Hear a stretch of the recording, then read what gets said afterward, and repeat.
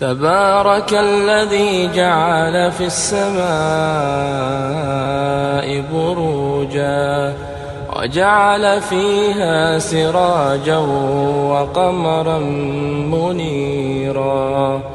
وهو الذي جعل الليل والنهار خلفة لمن أراد أن يذكر أو أراد شكورا وعباد الرحمن الذين يمشون على الأرض هونا وإذا خاطبهم الجاهلون قالوا سلاما والذين يبيتون لربهم سجدا وقياما والذين يقولون ربنا اصرف عنا عذاب جهنم إن عذابها كان غراما إنها ساءت مستقرا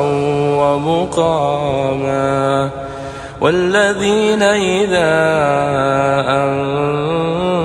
أنفقوا لم يسرفوا ولم يقتروا وكان بين ذلك قواما والذين لا يدعون مع الله إلها آخر ولا يقتلون النفس التي حرم الله إلا بالحق ولا يزنون ومن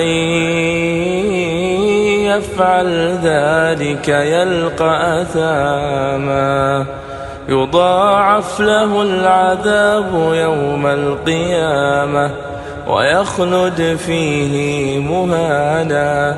إلا من تاب وآمن وعمل عملا صالحا فأولئك يبدل الله سيئاتهم حسنات وكان الله غفورا رحيما ومن تاب وعمل صالحا فإنه يتوب إلى الله متابا والذين لا يشهدون الزور وإذا مروا باللغو مروا كراما والذين إذا ذكروا بآيات ربهم لم يخروا عليها صما وعميانا والذين يقولون ربنا هب لنا من أزواجنا وذرياتنا قرة أعين واجعلنا للمتقين إماما أولئك يجزون الغرفة بما صبروا ويلقون فيها تحية